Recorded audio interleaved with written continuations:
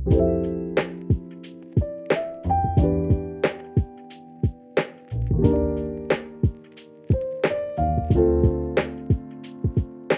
this week we're talking about tzedek, or justice, which is often conflated with the concept of tzedakah, which is technically means charity, but its root word is justice, which I think gets lost a lot and is often misappropriated, which is what we're here to talk about today. We had a conversation back in November or December about Tikkun Olam, and we started talking about Jewish people who engage in tzedakah or charity to absolve themselves of other responsibilities to their community, or are doing it in a way that maybe doesn't align with actual values of justice and giving. So we wanted to revisit that conversation. Do you want to kick us off with anything in particular, or should I jump in with something?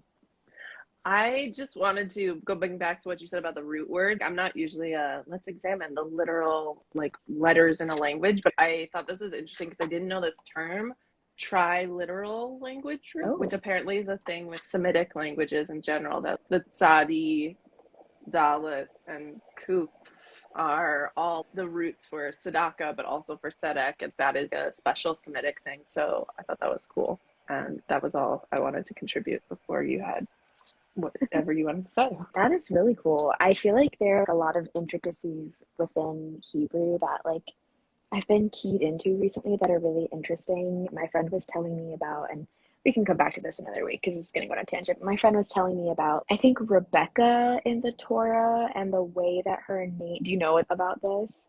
No, go ahead. I have another one, but go ahead. Yeah.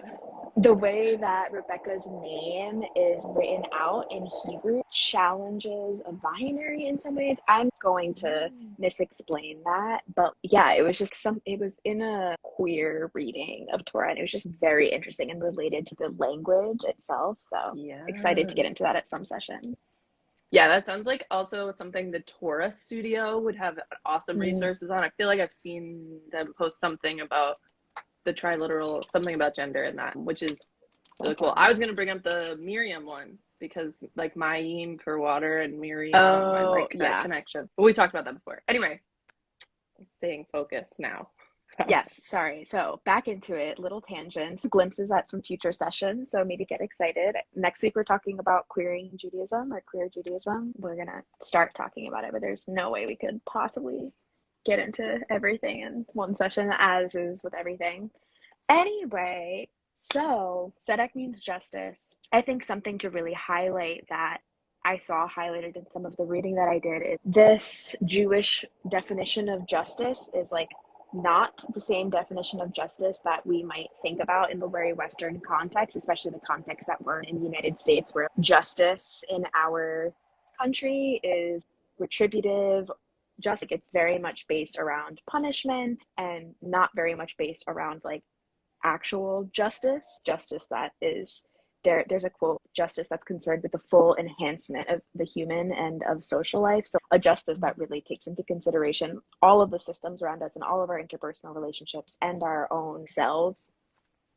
And so that's the sort of justice that tzedek is talking about. And so when we talk about justice or tzedek, we're talking about that version of justice. I would call it a true form of justice, and not the US version of justice, which is not really justice. Yeah. Another really cool thing that came up was the metaphors used for justice in the Torah. And the two metaphors that are used in the Torah to talk about justice are metaphors of water and rest, which I thought was just fascinating and generally really beautiful and super aligned with Jewish values, because I feel like water is such a consistent theme, as is rest in Judaism. Justice is wrapped up in something that is part of the earth, and water in the way that justice is a natural part of the universe.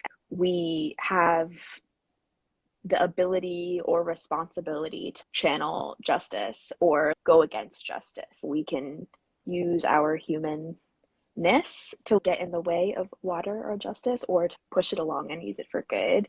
And then with rest, this is something we've been talking about this whole year because it's a Shemitah year, but this idea that a true rest requires everyone getting what they need, which is this idea behind justice. And so in order for social justice to be possible, like we need rest, and we need to be making sure that people are allowed the opportunity to rest, of not have their lives centered around work dash capitalism. Yeah, I didn't know any of the stuff. I glimpsed at the research and then I was like, oh my God, don't look, because I was wanting to be surprised, because that is so powerful, especially the non-Western conceptions of justice. And okay, now this sounds like a pun, but being rooted, and then I was like, no, say grounded, and those are both nature, but being grounded and rooted in literal nature that reinforces these concepts and represents these concepts, because I think sometimes justice becomes associated with social justice and social justice warrior. All these terms really shrink the goal and make it seem trivial, but there is this longstanding tradition that justice does not look like the justice system that we have, and does not have anything to do with the way we conceptualize justice. It's so much deeper than that, and it's so highly interpretable in the Torah stories that we're talking about. I don't want to take us too far off track, but I was going to talk about the Abraham story with God. Perfect. Get into it. I think that's a good segue to talking more about, some of the other stuff we want to get into today, please. Yeah. So I brought it up before, but like the first moment, the Genesis moment, literally because it's in Genesis, where justice is brought up, is this kind of radical conversation that God has with Abraham. And God even wonders aloud, will I hide from Abraham what I'm about to do to Sodom and Gomorrah? Maybe I will, maybe I won't. And Abraham's like, hello, you can't do this. And the whole conversation was sweeping away the guilty and the innocent together. And this back and forth that Abraham has with God is really powerful. But I was revisiting it today and I was like, so this is cool, this is good, but spoiler alert, bad things happen to Sodom and Gomorrah anyway. It's not like Abraham saved Sodom and Gomorrah. It's not like this story of, and justice always prevails, because ultimately in the story, God chooses to do what God thinks is right and what God thinks is the people deserve, which is like not a God we choose to believe in most of the time. But I think I was more struck by kind of the struggle for justice and the dialogue. It made me think of last week's like Machlochet L'Shem Shamayim, when Abraham is like, I am dust, I am ashes, I'm nobody, but maybe if there's 50 innocent people, you don't kill them all. And God's like, okay, if there's 50 innocent, like they're trying to maintain this respect and to maintain the relationship, even when there's this fight and this call for justice. And I think it's important that even when we don't get the end goal of what we think justice looks like, and even if we don't win the fight, it's more about that struggle for justice and the dialogue and the discussion that is really productive and endures. It's so funny. I feel like so many things I'm talking about this week are aligning with each other. That just makes me think about having really big goals and intentions around concepts like abolition and fighting for the end goal to be abolition. But throughout that, there is a constant struggle as we move to that, and constantly having to push against people who are not there yet, or need to break down what they unlearn things to get there, and rising along the way, and also bringing it back to people's needs. I am staunchly an abolitionist who does not believe in prisons or policing. However, there are people who are incarcerated right now who, like, abolition is not going to happen tomorrow, and we're not just going to get rid of all prisons. It wouldn't actually be just of me to not be taking into consideration what people who are currently behind bars need, and considering what their livelihood and what livelihood means for them, and what conditions can change for them as we work toward an end goal. So I think that's really important takeaway of justice. And this goes into the latter, is how are we making those connections? Like, if we're doing something because it's what we think is right, or our vision of justice, is that actually justice? And is that actually in the pursuit of justice? No, not if it's not benefiting the people who are most impacted. Yeah, I'm taking us slightly away from the ladder for 2 seconds, but I'll bring us back. I was thinking about, I saw an email from April Baskin's Joyous Justice that she's running, and an email from the person that does it with her, Tracy, and I saw talking this. about, I just put this on her story. Oh my God, amazing. I knew that. I totally also do as much posting on this account as you do. But about the immediacy for white people to get justice, to solve their problems, and be like, yep, we cured racial justice all in one day. Amazing. And if it doesn't happen, we as white people often give up, or we're like, oh, it's too hard, I'm quitting my book club, or I'm done with this. And that culture of whiteness that surrounds social justice and kind of dilutes it and makes it much harder to actually achieve these goals is something that's a real challenge in social justice movements. And so what you're saying about abolition is so accurate, because there are people who claim they're abolitionists, but because jails still exist and because prisons still exist, they're like, how are we ever going to achieve it? And the opposite reaction, where people are like, abolition is never going to happen, we need jails. Both of those only focus on the immediate moment and don't really have the longer vision. It might not be my lifetime, but we're pushing forward and we're making these small changes, so that actually end up being large changes. Yeah. But yes, back to the ladder. Oh, it's so interesting that like this conversation about tzedek came to hear. That's really cool. I really love that framing of justice a lot. So we wanted to talk about Maimonides, and that is how you say his name. Maimonides has a ladder that details basically the 8 levels of tzedakah. If we're thinking about tzedakah in terms of tzedek, justice, then I think the ladder sort of makes a lot of sense. And this is also something that you can read in comparison to another ladder of sorts, which is this empowerment ladder. And I believe that Tema Okun made that ladder, but I actually don't know the accuracy of that. So I'm just going to put the link in the comments after this. But that ladder is our anti-racist journeys, and something that's emphasized with that is that this is not just a vertical, you go from one to the next. You're going to fluctuate on the ladder at different points in your life, because we can't ever be anti-racist. We can only continuously practice anti-racism. And so I think it's important to think of that reflection in Maimonides' ladder. And so the ladder, which we'll post a picture on the story of after, basically it has 8 different levels, and the first rung is this idea where the person who's giving is pained by the act of giving. Like, they're giving because they have to, they're giving because it's a chore, and so this is the least just way of giving back, I guess, is how we can describe it.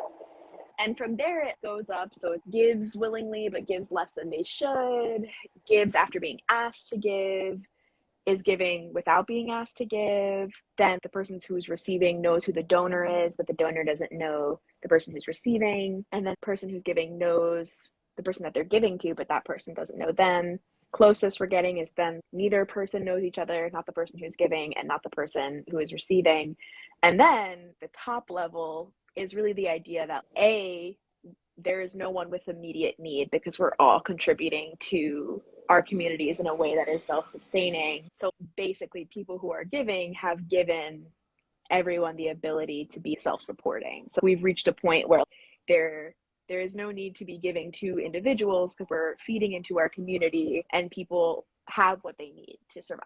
We're always working towards communities of love and care, and ones where everyone has everything they need, not just to survive, but to thrive. And that's basically the top rung of the empowerment ladder as well. We're not there yet, really, on either ladder. And again, going back to our conversation about abolition, reaching these lofty goals, we're not there yet. And we might not be here when we get to the point where that happens. But like, if we continue working up the ladder and doing our best and holding ourselves accountable, being gentle with ourselves when we fall back to a different rung of the ladder, when we might fall back to the bottom of the ladder and be like, God, I don't want to give money to this person, or feel some type of way when someone asks you for money on the street. And then we might get back up a few rungs and be in a different place. It's all fluctuating all the time, but I think it really makes me think a lot about mutual aid and mutual aid as a justice value, in a way that we can really promote this conception of giving and tzedakah and tzedek within our communities. Yeah, it would be cool to do a session on mutual aid as a Jewish value, but this feels like the general vibe on that. I was going to say the same thing. I was like, this speaks to a lot of mutual aid, making sure when you're giving to mutual aid that you're giving to places that aren't already super funded. Anyway, that's a whole other thing we can talk about. But I really like what you were talking about when you fall back on the ladder, and also when you see someone else at a lower stage on the ladder than you are, and not being judgy and being like, wow, they're so low on the ladder, right? We are all constantly moving up and down, and you have no idea what that person's relationship is with tzedek, with tzedakah, with money in general, or with justice in general. Yeah. I think as part of the empowerment ladder. The more compassion you have for yourself, it extends outwards towards others. So I think that's a really interesting point that both of these ladders bring up. Yeah, I also think it's important within this conversation about giving that can feel very centered around money to think about A, just classism general and how that functions, and B, reparations and racial capitalism. And we do not have the time to get into racial capitalism or reparations. I think it would just be remiss of us not to acknowledge the complexities of class dynamics, and also in our context in the United States, the racialized dynamics. And when we're talking about giving, what that means for white people, and especially white Jews, to be giving money and assuming that, I don't know, just there's a lot of thoughts that like come up with that. And, you know, the fact that reparations, the idea of giving back to people for taking their land and families and livelihoods away from them and putting people through centuries of oppression, is justice, is just. And that the idea of that coming in the form of money is an interesting tie-in, a conversation about justice and like tzedekah. Yeah, and I know we're out of time, but to add to the complexity of it too, we are both coming from like white Jewish American backgrounds where we've attended Jewish institutions that like freely give money to certain causes, and those causes are political, and those causes are choices. And we are coming at it from a critique in which we are really looking at the relationship with Jews and money, but also what would it mean to move beyond the charity in the sense of giving money, and what does it mean to be beyond the superficial sense of justice that was taught to us so young, but the real justice, the doing the work that we keep referring to. And I do want to open this little tiny space here for, like, yes, there is a plethora of anti-Semitic tropes that come up around Jews and money and charity, and we do have to be careful in what we engage with. But I do think in general, white American Jews, we need to really examine our relationship to justice and what justice means to us, and keep engaging in dialogues like.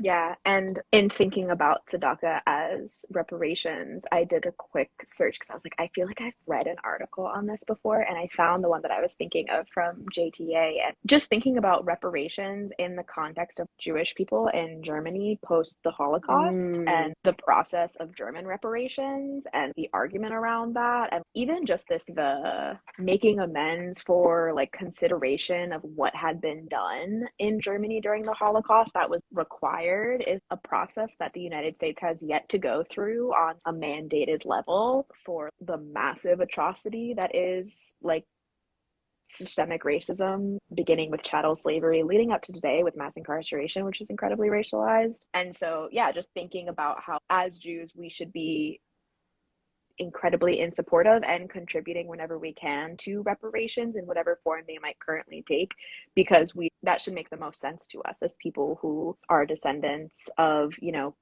potentially Holocaust survivors, or people who are just descendants of a group that went through that incredible atrocity. So something to sit with. I'll link that article in the comments because we didn't get a lot of time to talk about it, but I think that idea is super important. Yeah, absolutely. I cannot believe how many topics came up within this. I was like, I know exactly what I'm talking about. And like, that did not happen that way.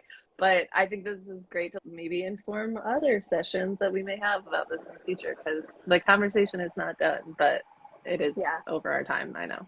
Thanks, everyone. Thanks if you're watching this in the future. We actually had a really cool conversation. So I hope that people are watching this. And see you all next week when we are talking about queering Judaism, which as a queer Jew, I am super excited about. Thanks, y'all. Thanks, Jessie. Thank you. Bye.